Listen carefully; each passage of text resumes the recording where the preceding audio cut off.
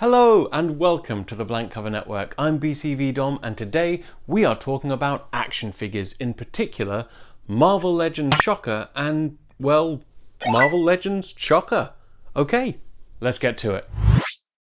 So, Shocker on the Spider-Man retro carded wave has just started landing, and it's a really nice start to 2022 where this wave has begun hitting retail and, for those of us who pre-ordered, hitting our doorsteps. So this is the wave where you get Spider-Man Armor MK1, Hammerhead, Shocker, Hobgoblin, and several Spider-Men. But today in particular I'm going to be looking at Shocker. He's one of my favourite sort of ground level henchmen supervillains, and I want to compare this Shocker to this Shocker, the 2016 Sandman Build-A-Figure Wave Shocker. They're two fairly different action figures, different bucks, different accessories, or maybe not, maybe same accessories. Well, we're going to open them both up and find out. Now, I think with these action figures, now this is the sort of traditional Marvel Legends seal, so there's one way to open this kind of action figure, and this is that kind of vacuum-packed retro blister card style, which I found with the Scarlet Witch. Maybe a brute force is the way to do it, so I'm going to be opening this action figure like this. Careful does it at the side, nice and easy. Slide. And this action figure like this. Open sesame! The back of the retro card reads, Shocker's vibro units allow him to blast through solid metal or hurl long-range vibrational punches, but they've yet to help him defeat his eternal nemesis, the Amazing Spider-Man. The back of the Sandman Build-A-Figure 2016 Shocker reads, Herman Schultz suits up in battle armor that produces intense shockwaves, earning him the notorious name Shocker. Here we go, retro-carded Shocker ready to come out of the plastic. Let's get these accessories out. Two hands as well, so one second hand. We've seen these many times before. They are, I think, the same accessories we got with the 2016 Build-A-Figure Sandman Wave Shocker, but we'll double check that in a second. But there you go, Shocker, shocking accessories. And Shocker coming out. Okay, so my initial thoughts are brilliant, brilliant. As I said, I'm a huge fan of Shocker. He's one of my favorite sort of henchmen, ground level Spider-Man villains. Even like he could take on Daredevil or Punisher or all those kind of guys. But as a kid, I also loved his costume. I just think it's a great costume. And actually what's nice about this retro wave is this is a really nice buck. I don't know if this is a brand new mold. It looks new to me because it's pinless. It's got that pinless technology. And actually, because of that, he has a slightly smaller build than I would expect, but he's totally proportional to himself, if that makes sense. As in, his hands are the right size for his head, which is the right size for his chest, etc, etc, etc. I like the sort of crisscross diamond shape. He's insulated his own costume, and they've done that really nicely here. They haven't painted it or given it a wash, but I'm quite happy with that because it definitely feels a bit more like that retro animated series style, and I think it'll fit really nicely with, say, Electro, Mysterio, even the new Hobgoblin from this wave. The articulation, I've just gotten him straight out of the box, and he's a little stiff, which is a good thing. I like some stiff joints, but I definitely would, off camera, I might warm this up just a little bit. But he's a great looking action figure. I love those power bands that they've said, and this is what's interesting about it, is he's clasping at them in these hands, and they are adjustable at the just beyond the wrist on his forearm is where they turn and twist, and that's again, he's pinless technology. I think it's a new buck, and then he's got these twisting forearms, which works for the character. And actually,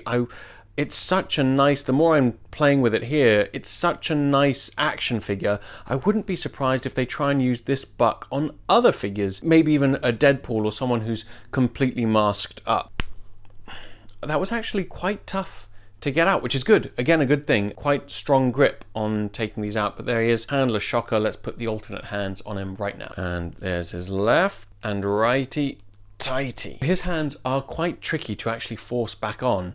Again, I think that's not a bad thing because you want it to be tighter so that once you do get them on, it looks good and they're not just going to fall off in your display. But actually, as you can see with the sort of open hands here, that's a really cool different look. If you don't want him holding his fists up like he's controlling the power bands. This is a nice action figure. I've got a few little paint scuffs here which is a bit disappointing, but that's what you get with a retail action figure, I suppose. I also love the chevron V on his belt. That's really cool. Let's get a closer look at the 2016 Sandman Baff and then we can compare the two.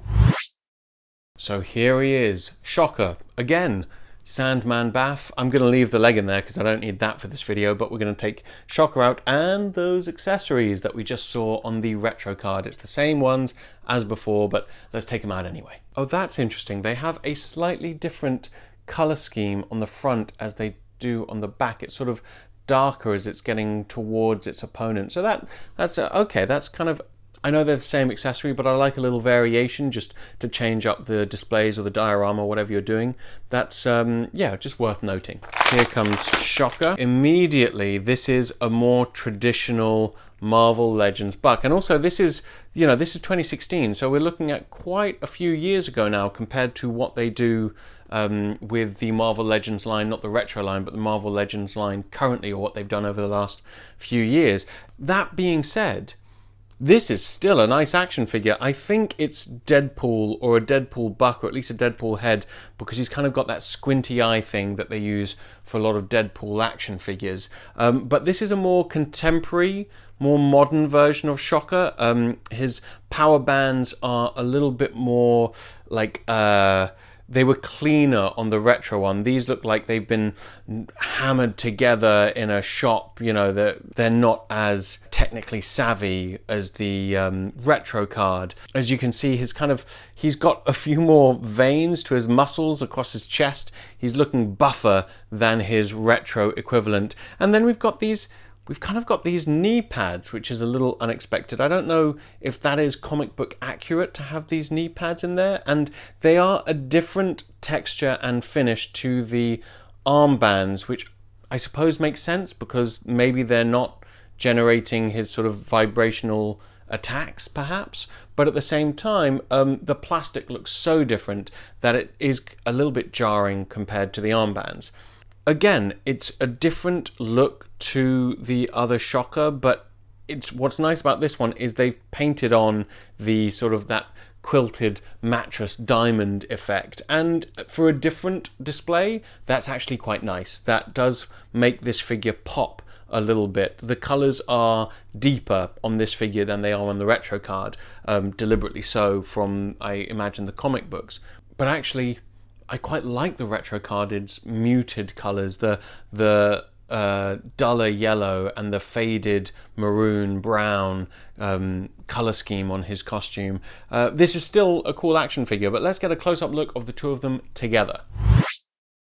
Hey, quick message here from BCV Dom. If you like this video, then please do hit that like button. That's the best thing that anyone can do to help our channel reach more people on YouTube. It's the thing that the YouTube algorithm looks for the most, more than anything else, is likes. So please do hit that like button if you are enjoying this video. And if you like what we do here, then check out our podcast, Blank Cover Podcast, which is now in its third series. And you can find it anywhere. I put the link in the description below, but you can find it anywhere that you get your podcasts from. Okay, so let's get back to Shocker.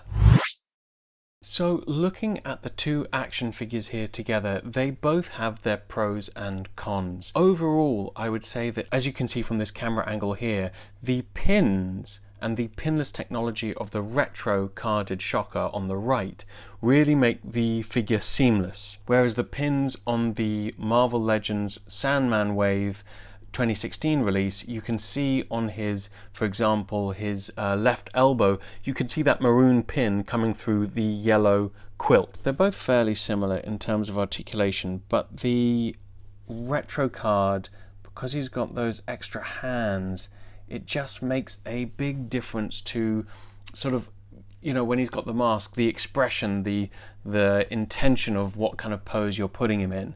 And those extra hands just add that extra layer of depth, which I think that combined with the pinless technology just makes the retrocarded version a nice upgrade from the traditional Marvel Legends 2016 release. Getting the accessories on each of their wrists, the traditional Build-A-Figure Wave Sandman on the left here on screen, actually the accessories fit better on his wrists than they do on the retrocarded Shocker that's just been released.